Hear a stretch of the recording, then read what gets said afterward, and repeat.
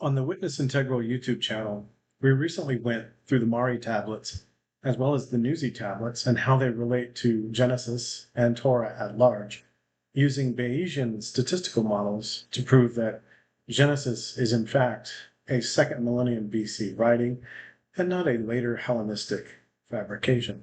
So when independent second millennium BCE datasets with no textual dependence on the Torah each independently align with Genesis in law, custom, names, and social structure, their combined Bayesian weight strongly favors a second millennium origin over a Hellenistic composition. So in the first two episodes of this series, we examined the Mari tablets and the Nuzi tablets independently, two large archives from the second millennium BCE that preserve real, lived details of the ancient Near East. We compared those details to Genesis and the Torah, not impressionistically, but using Bayesian statistical reasoning to ask a very specific question. Does the biblical text actually fit in the world it claims to come from? In this episode, we take the next step. Rather than treating Mari and Nuzi as isolated comparisons, we combine them as independent lines of evidence and ask what happens when both data sets are evaluated together.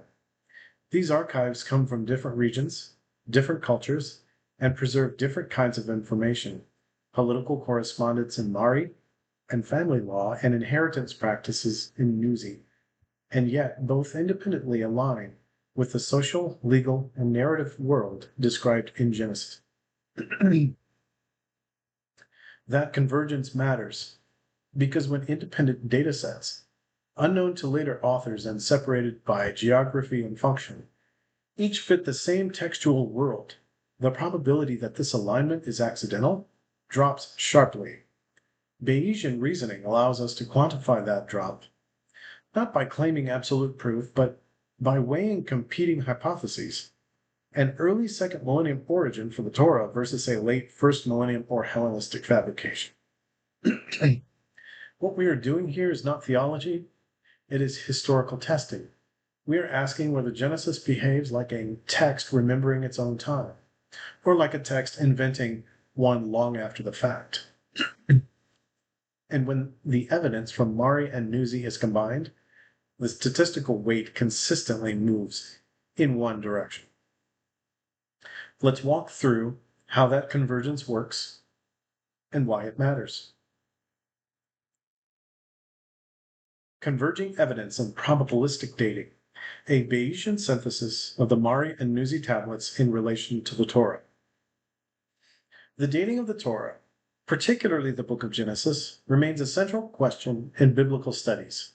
While minimalist and Hellenistic dating models argue for a late compositional context, a growing body of comparative evidence suggests that Genesis reflects a social, legal, and political world characteristic of the second millennium BCE. This study synthesizes two independent ancient Near Eastern archives, the Mari tablets, early second millennium BCE, and the Nuzi tablets, mid-second millennium BCE, and evaluates their combined evidentiary weight using Bayesian statistical reasoning. By treating these archives as independent datasets and testing their alignment with Genesis under competing chronological hypotheses, this paper argues that the probabilistic convergence of Mari and Nuzi data strongly favors a second millennium origin for the Torah's narrative world over a late first millennium or Hellenistic fabrication.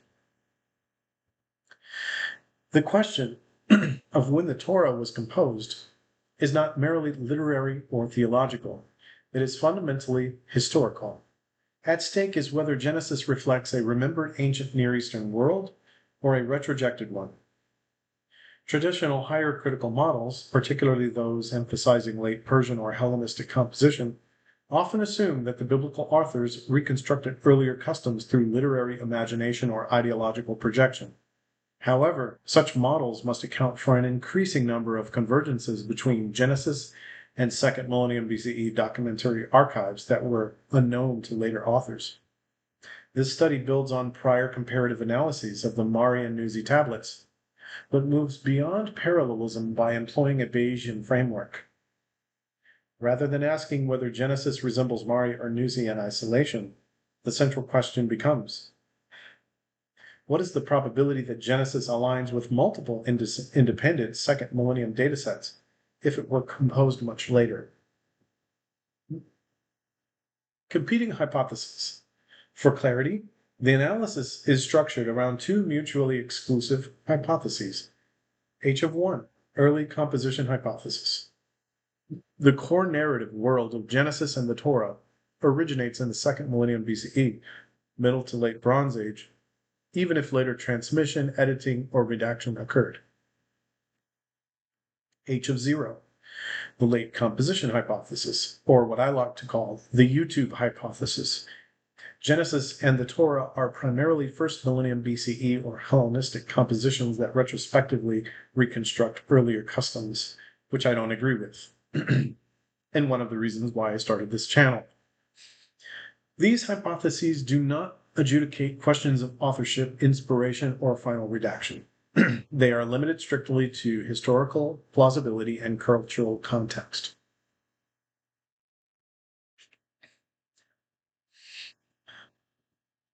The Mari tablets as an independent evidence stream. The Mari tablets, dating primarily to the reign of Zimri-Lim, 1800 to 1750 BCE, preserve a corpus of diplomatic correspondence, administrative records, and tribal reports from the Middle Euphrates region. Key features relevant to Genesis include tribal pastoralism and semi-nomadic kinship structures, covenant and treaty language resembling patriarchal oath patterns, personal names and theophoric elements consistent with West Semitic usage, political relations between city-states and extended clans. When evaluated probabilistically, the Mari data exhibit a high likelihood under H of 1, as Genesis situates its narrative squarely within this socio-political world. Under H of 0, however, the probability declines significantly. The accurate reconstruction of such structures would require a detailed knowledge unavailable prior to modern archaeology. The Nuzi tablets as an independent evidence stream. The Nuzi tablets, dated to approximately 1500 to 1350 BCE and associated with a Hurrian cultural milieu, preserve detailed family law and household legal practices.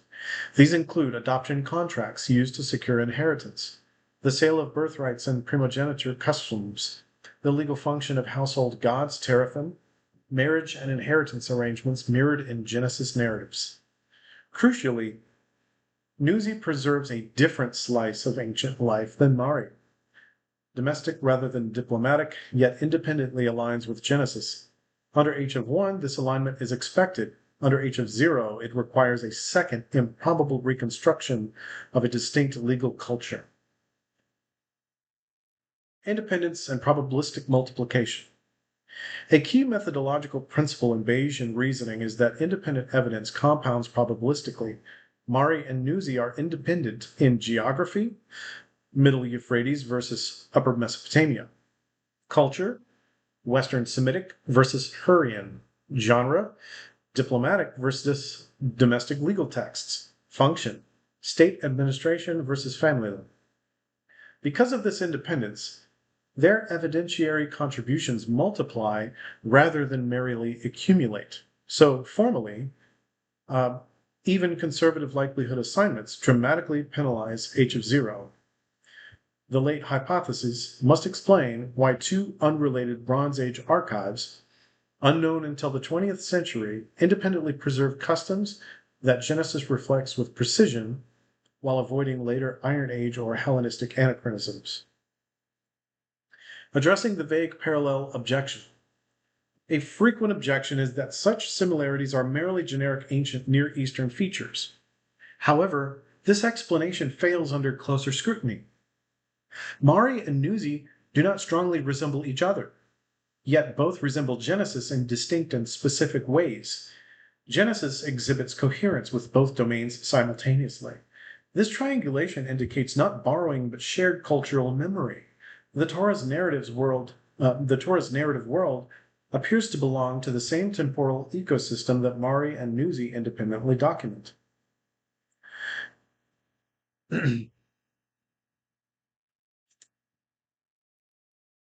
This analysis claims that the cultural, legal, and social world encoded in Genesis is statistically far more consistent with second millennium BCE realities than with a late first millennium or Hellenistic creative reconstruction. When evaluated independently, both the Mari and Nuzi tablets align strongly with the world of Genesis. When evaluated together using a Bayesian reasoning, their combined evidentiary weight sharply favors an early origin for the Torah's narrative core. The late composition hypothesis, while not logically impossible, becomes increasingly implausible as independent lines of second millennium data converge. In historical inquiry, absolute proof is rare, but probability is decisive. And the probability that Genesis is a second millennium work rooted in lived memory rather than later imagination rises substantially when Mari and Nuzi are allowed to speak together. So, the hypothesis and the evidence. Back to the hypothesis. We stated earlier that H of 1 is early second millennium context. Genesis, Torah's core narrative world, originates in the second millennium BCE, even if edited later. H of 0 is late Hellenistic fabrication. Genesis Torah is primarily a late composition, e.g. Hellenistic era, retrojecting an earlier world. Now, all of these hypotheses formulate around the 250 BC 72 Hebrew scholars at the Library of Alexandria, translating from the Hebrew Vorlage, the early Hebrew composition or compilation of Hebrew texts, translating the Torah into the Greek for the Greek-speaking world. Alexander the Great had conquered the world, and many of the Jews no longer spoke their native language. And so it was absolutely necessary for the ancient world at the time to have this translation, which became later known as the Septuagint. So in the H1 view, it's not necessarily that the Torah was a new creation. It was an ancient tradition that needed to be translated because the people didn't speak their original language anymore. And so the problem with the Hellenistic fabrication is that it treats this fabrication not as a translation. So what were the Hebrew scholars doing? They were Hebrew scholars. 72 Hebrew scholars were making it up in Greek. That just doesn't hold for anyone who knows the story. So evidence bundles, E of M. So evidence of Mari. Mari alignment, evidence bundle, political, tribal, diplomatic world, name patterns, social organizations, etc. E of N, that's evidence of Nuzi. Nuzi alignment, evidence bundle, family law, inheritance, adoption conventions, household legal customs, etc. So here the key methodological claim is Mari and Nuzi are largely independent evidence streams, different region, corpus function, and cultural substrate, so we can combine them without double counting if we're careful.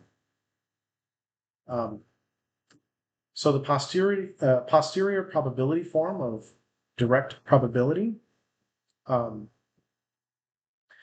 probability that the early hypothesis is true, given the Mari evidence and the Nuzi evidence, equals the likelihood of seeing the Mari evidence if the early hypothesis is true, times the likelihood of seeing the Nuzi evidence if the early hypothesis is true, times the prior probability of the early hypothesis divided by that same quantity plus the likelihood of seeing both evidence bundles if the late hypothesis is true, times the prior probability of the late hypothesis.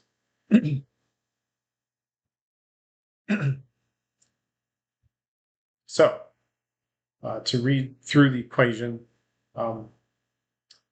posterior probability form, direct probability, P times H of 1 given E of M and E of N equals P times E of M and E of N given H of 1 times P times H of 1 over P times E of M, E of N given H of 1 times P times h of 1 plus p times e of m, e of n, given h of 0 times p times h of 0.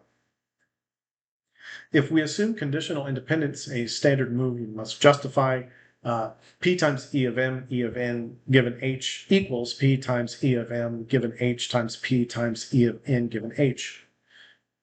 And so basically, you have p times h of 1 given e of m, e of n equals, this is a little different from the first one.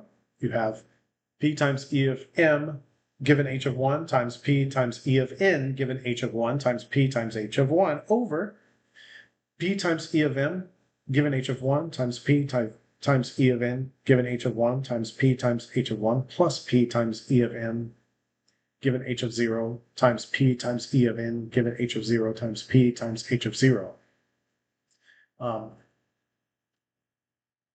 And so p times h of 1 is the prior, your starting plausibility for early. P times e of m given h of 1 is how expected the Mari alignment is if Genesis is genuinely Bronze Age. P times e of m given h of 0 is how expected Mari alignment is if Genesis is a late fabrication, same for Nuzi. So Bayes is a disciplined updating. Bayesian inference does one thing. It tells you how a rational agent should uphold belief in a hypothesis when new evidence arrives. It separates three questions people often mix up. What did I believe before the evidence, priors? How surprising is this evidence under each hypothesis, likelihoods? What should I believe after evidence, posterior? This matters because debates on YouTube usually skip straight to rhetoric. It's obviously late, without quantifying what obviously means. Why the ratio matters more than raw probabilities, Bayes factor. So the Bayes factor would be B sub Mari equals P times E of M given H of 1 over P times E of M given H of 0.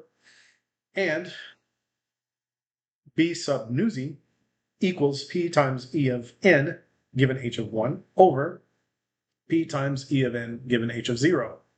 If independent, B sub total equals B sub Mari times B sub Nuzi. This is the convergence engine. The late hypothesis doesn't get argued down by vibe. It gets penalized because it must repeatedly answer, why does Genesis fit two different second millennium datasets that were not accessible to a Hellenistic author? Let me read that again for all of you YouTube scholars out there. Why does Genesis fit two different second millennium datasets that were not accessible to a Hellenistic author? Odds form. Bayes is especially clean in odds form. Posterior odds H1 equals prior odds H1 times B subtotal, where prior odds times H of 1 equals P times H of 1 over P times H of 0. This is powerful because it shows exactly what evidence is doing. It multiplies your starting odds by a factor. Independence is a claim, not a magic trick. A rigorous treatment includes a warning. If your Mari and Nuzi evidence bundles overlap, you count general A&E similarity in both. You inflate the Bayes factor. The proper approach is to define non-overlapping feature sets. Mari, diplomatic, tribal, political ecology features, Nuzi, household, legal, inheritance, adoption mechanisms, and avoid reusing the same generic cultural feature twice. This is how you stay honest and still land a crushing result. Arriving at a probability percentage with transparent assumptions. So example likelihoods, moderate, not extreme. Let's set B sub Mari equals 10. Mari alignment is 10 times more likely if Genesis is early than if it's Hellenistic. B sub Nuzi equals 8. Nuzi alignment is 8 times more likely if Genesis is early than if it's Hellenistic. Then B sub total equals 10 times 8 equals 80. Now choose a prior. We'll do two priors to show robustness. In case A, we have a neutral prior. Let P times H of 1 equal 0.5, so prior odds equals 1. Posterior odds is 1 times 80 is 80. Convert odds to probability. P times h of 1 equal given E equals 80 over 80 plus 1 equals 80 over 81 equals 0.987654. So your posterior is more or less equal to 98.77% for early, h sub 1. So the percentage for late, h sub 0, is more or less equal to 1.23%. Again, for the YouTube audience, late hypothesis is 1.23%. Case B, skeptical prior, stacking the deck against you. Let P times h of 1 equals 0.2, and P times h of 0 equals 0.8. So prior odds 0.25. Posterior odds 0.25 times 80 equals 20. P times h of 1 given E equals 20 over 21 equals 0.95238. Posterior, more or less equal to 95.24% for early, and late becomes still only 4.76%. So even if you start skeptical, the combined evidence drives Hellenistic fabrication into low single digits under moderate Bayes factors. Let me repeat that again for you YouTube scholars. So even if you start skeptical, the combined evidence drives the Hellenistic fabrication BS into low single digits under moderate Bayes factors. Meaning we're being generous here. What this says about Hellenistic Torah YouTube claims. Here's the clean lecture grade takeaway. A Hellenistic dating claim is not just late. It implies retrojection. A later author successfully invents a Bronze Age world with enough precision to match multiple second millennium datasets. The Mari and Nuzi corpora were unknown until modern discovery and decipherment. So the late hypothesis cannot appeal to the author-copied Mari and Nuzi. Therefore, the late hypothesis must argue that the alignments are accidental or generic A&E commonplaces or a result of the author's brilliant reconstruction. And there are multiple sources, so there are multiple authors. Bayesian synthesis tests that directly. If the alignments are genuinely specific and independent, the probability of coincidence under h sub 0 collapses multiplicatively. On reasonable assumptions, the Hellenistic fabrication hypothesis becomes statistically implausible. Let me read that again for the YouTube audience.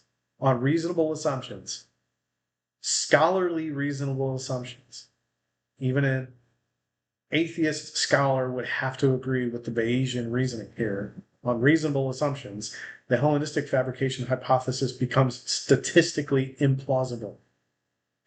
To keep Hellenistic authorship plausible, you have to drive these Bayes factors down near 1, meaning you'd have to argue Mari and Nuzi are basically non-informative. It's a very strong claim.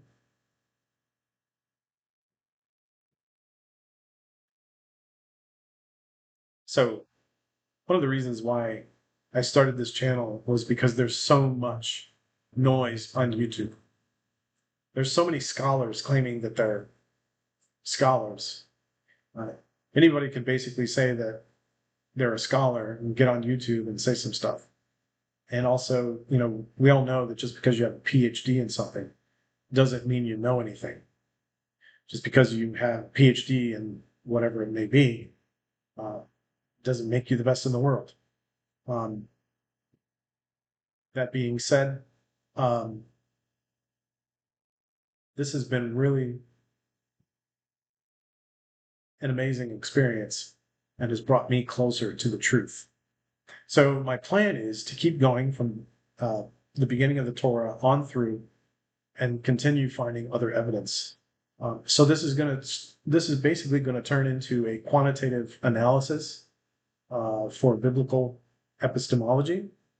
I don't see anybody else doing it. I see a lot of people speaking Christianese. I see a lot of atheists railing against Christianity. And these are two different worlds. And the only way that these two worlds can collide is for the Christians to stop speaking Christianese. Have you been delivered? Have you repented? Nothing will sicken an atheist more than those kinds of words. But when you bring in mathematics, and I don't want to say that I'm attempting to prove God by mathematics, but one of the ways that I personally was brought closer to God is when I began studying mathematics. And I see all of these scholars. They're amazing. They're well renowned. They're able to read vast amounts of literature. But one thing that I've kind of noticed is that many of them, it doesn't seem to me, are very good at mathematics or statistics. They're really great with reading and reading comprehension. But when it comes to systems integration, and that's the thing about me, I'm an engineer. Systems integration is my thing. So what I see when a scholar sees an argument, when a scholar sees a particular piece of a document or a particular writing, they see one single piece. What I see when they talk about four-dimensional beings seeing all of space-time simultaneously, it's not like that necessarily, but if you can imagine the space shuttle and its avionics system, I mean, that's my area. And so what I'll see, rather than just seeing one book, I see the whole library. I'm not saying I can see all of it, but I can sense all of it.